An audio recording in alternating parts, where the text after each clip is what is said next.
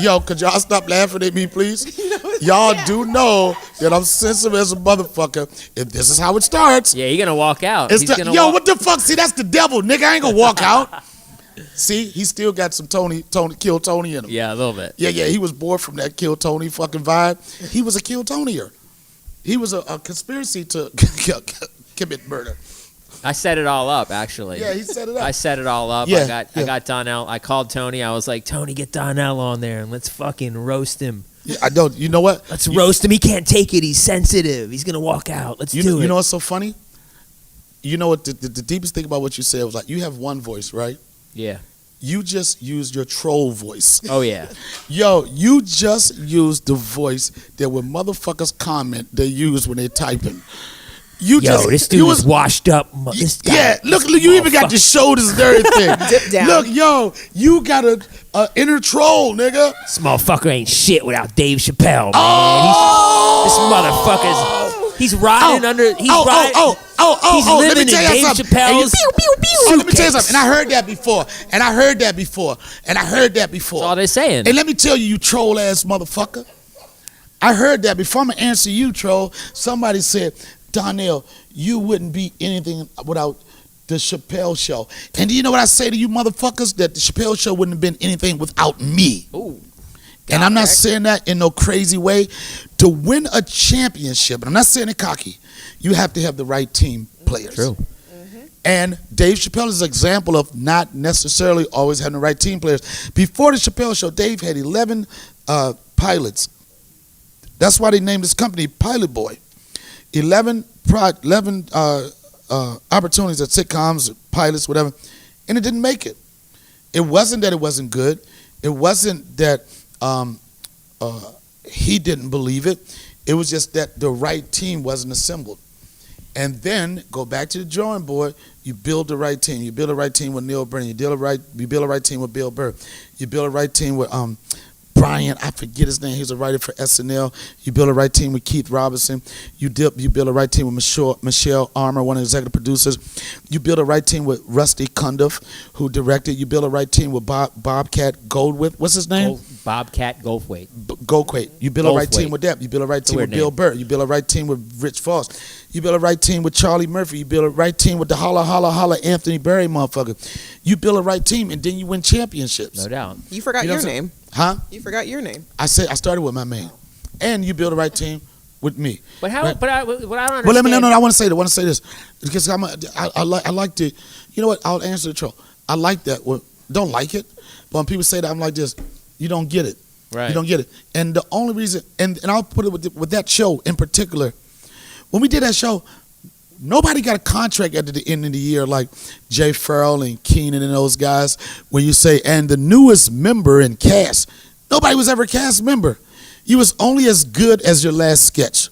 That's the only way you got on the next one. Nobody had to write for you. You know what I'm saying? Like when Jay Farrell, like certain of these people, they have to write for him. Give it a shot. Nobody had to write for us.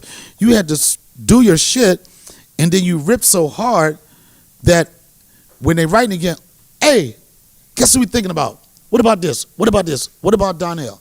I wasn't a part of that show in that sense, but the opportunities I got on that show, I said I'm gonna every sketch that I was in on that show, I worked that sketch as if I'm never gonna be in this show again. I worked it like I'm not gonna work here next week. I worked it like this your last one. So what do you want to do?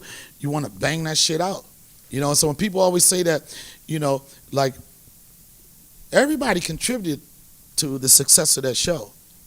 And another thing that's so fucked up about when people talk about this shit, they like, this is what they say, or riding somebody's coattails.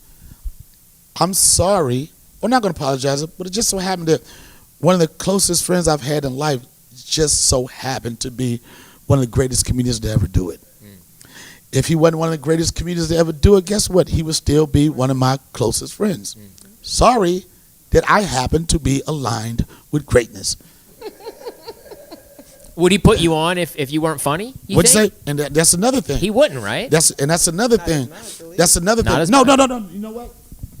I take that back. Because I've seen in that circle that some people that are around him, some people would say, no, I'm not blowing nobody, and it's not anybody in particular, but they would say that, why are they here?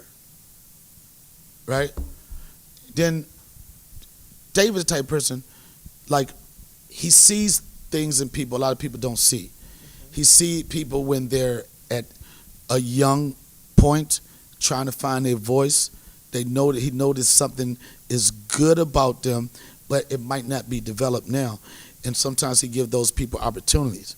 But see, the thing is, when he gives people opportunity, it's on a grand stage. It's a big, it's a big deal. Sometimes it don't pan out. I've seen people that he really liked on the Chappelle show, that he really liked them as stand-ups, but then making that transition from being a great stand-up comedian to a great comedic actor, it didn't happen. You know what I'm saying? So those people are sort of like, you suck. It's just like, ugh. Didn't really work out like I wanted it to. There will be no awes here. and beat it. But it's so, people say that, riding the coattails.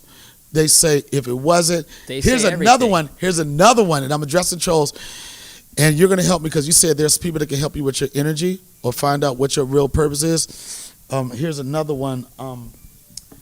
Who's that? Is that my phone? Somebody. Mine's on silent. I came prepared.